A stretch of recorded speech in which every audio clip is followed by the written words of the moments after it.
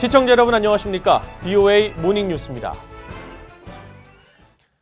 첫 소식입니다. 미국과 한국의 연합훈련이 종료되는 20일 스티븐 비건 국무부 대북 특별대표가 한국을 방문합니다. 미북 실무협상 재개 여부에 관심이 모아지는 가운데 비건 대표가 북한 측과 접촉할지 주목됩니다. 서울에서 안소영 기자의 보도입니다. 스티븐 비건 대북 특별대표의 방안은 두 가지 목적이 있을 것으로 한국 내 북한 전문가들은 예측했습니다. 먼저 도널드 트럼프 대통령이 친서 내용이라며 언급한 북한 김정은 위원장의 미한 연합훈련 후 실무회담 재개 의사에 따라 북한과의 실무협상을 준비차 방한하는 것으로 분석했습니다. 비건 대표의 북한 측 접촉 가능성도 나왔습니다. DMZ에서 접촉을 하려고 오는 거 아니겠어요? 한국 측하고만 지금 상황에서 대북 정책 논의를 하기 위해서 올 필요는 없는 것 같고. 신범철 아산정책연구원 안보통일센터장 역시 트럼프 대통령의 친서 내용 언급과 맞물린 비건 대표의 방문 시점에 주목하면서 그동안 미북 간 물밑 접촉이 진행된 것으로 분석했습니다. 북미 간에 접촉을 했었던 결과에 대해서 일본과 한국과 논의하고 향후 비핵화 협상과 관련된 정책 조율을 하러 오는 거죠. 비건 대표의 방안은 다음 달 뉴욕에서 열릴 유엔 총회를 앞두고 북한 관련 사안을 논의하기 위해서라는 분석도 나옵니다. 북한은 지난 6월 말 판문점 만남 이후에도 비건 대표의 카운터파트 등 구체적 계획을 내놓지 않고 있다면서 비건 대표의 방안을 반드시 실무협상 임박 신호로만 보기에는 어렵다는 겁니다. 판문점 이후의 상황을 본다면 이제 김정은 위원장이 트럼프 대통령에게 조속한 시일 내 실무 협상의 재개를 이야기하긴 했는데 아무런 구체적인 진단은 없었거든요. 그러면서 리용호 북한 외무상의 유엔 총회 참석 가능성 등 앞으로 한 달간 있을 북한 움직임에 대한 미한 간 대응 방침 등의 의견 교환이 있을 것이라고 말했습니다. 이런 가운데 한국 외교부는 비건 대표가 이도훈 한반도 평화교섭 본부장을 만나 미한 북핵 수석 대표 협의를 갖는다고 밝혔습니다.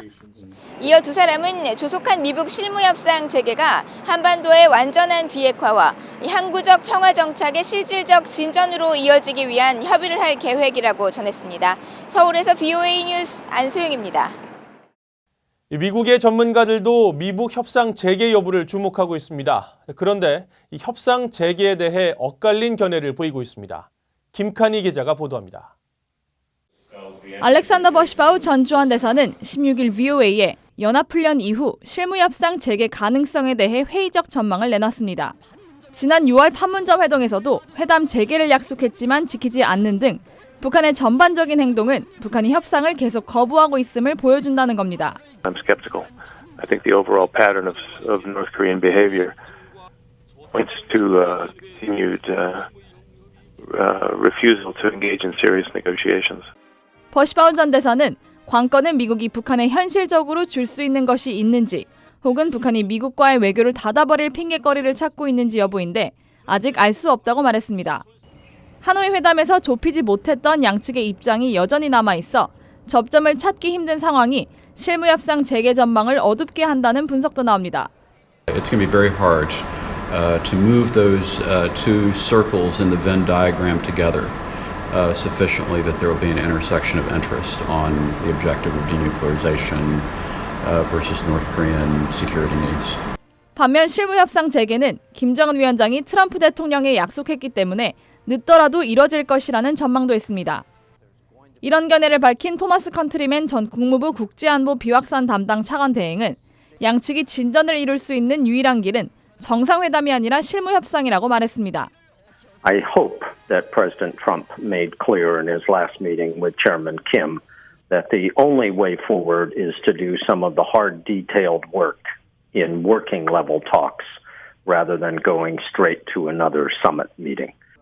한편 조셉 디트라니 전 육자회담 차석 대표는 김정은 위원장이 약속한 협상 재개는 필수적이고 긍정적이라면서 양측이 싱가포르에서 합의한 대로 한반도의 비핵화 약속에 대한 진전이 있어야 한다고 강조했습니다. VOA 뉴스 김칸입니다. 미국 정치권을 상대로 지난 10년 새 북한 인권 로비에 나선 단체는 모두 5곳으로 파악됐습니다. 국제인권단체인 앰네스티 인터내셔널 미국 지부의 활동이 가장 활발했고 친이스라엘 성향의 유대인 단체도 로비에 나섰던 것으로 VOA 취재 결과 나타났습니다. 이조은 기자의 보도입니다. 미 의회에 보고된 로비 활동 내역을 보면 앰네스티 인터내셔널 미국 지부는 2009년부터 거의 매년 상하원과 국무부, 백악관 등을 상대로 북한 인권 로비에 나섰습니다. 의제는 정치범 수용소, 종교 박해, 인권 유린 피해자 등 시기마다 조금씩 다릅니다. 최근 보고된 활동은 싱가포르 1차 미북 정상회담 전후인 지난해 7월에서 9월 의회와 국무부, 백악관 등을 상대로 북한과의 논의에서 인권 유린 문제를 제기하도록 촉구하는 로비를 진행했습니다. 또 앞선 2017년 4월에서 6월 사이에는 북한에서 위험에 처해 있는 개인에 관한 로비를 벌인 것으로 나타났습니다. 당시 한국계 미국인 3명이 북한에 억류돼 있었습니다.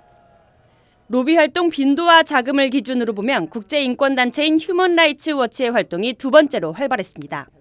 뉴욕에 본부를 둔 휴먼라이츠 워치는 조지 워싱턴 부시 행정부 시절인 2006년 국제인권단체 중 가장 먼저 북한 인권 로비를 시작했습니다. 특히 당시 미 정부에 개성공단 근로자들의 인권 유린에 관한 우려를 북한에 제기하도록 촉구하는 로비를 했던 것으로 나타났습니다. 또 북핵 6자 회담이 진행 중이던 2008년 회담에서 미국이 북한 인권에 관한 우려 제기를 촉구하는 로비를 하기도 했습니다. 하지만 이 단체는 2009년부터 관련 활동을 중단했습니다. 최근 들어선 미국 내 일부 종교단체도 북한 인권 관련 로비를 시작했는데 그중에는 이스라엘 옹호단체도 포함됐습니다. 뉴욕에 본부를 둔 미국 유대인위원회는 미국 내 역사가 깊은 이스라엘 옹호단체 중 한 곳인데 2008년과 2017년 북한 인권법 재승인 법안 지지 로비를 했습니다.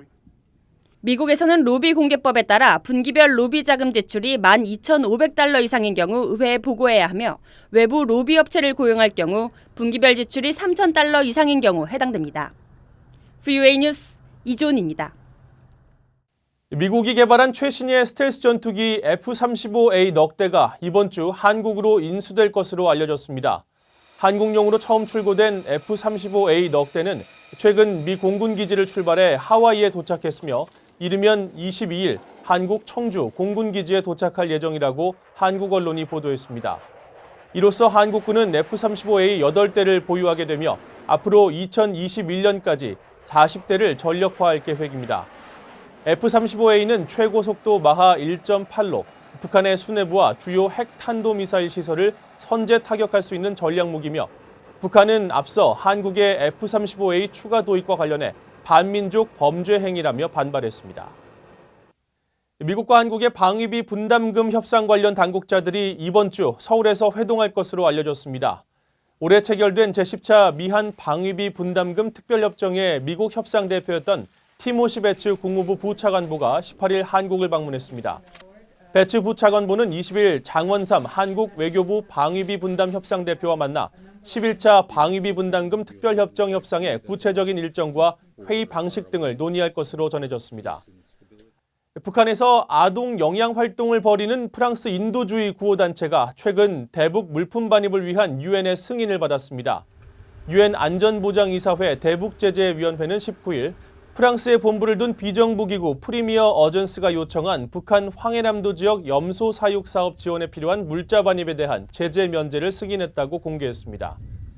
반입이 허가된 물품은 손수레와 갈퀴, 태양광 패널과 LED 전등 등 염소 사육에 쓰이는 각종 장비와 유제품 생산을 위한 장비 등 63개 품목으로 면제 기간은 내년 2월 9일까지입니다.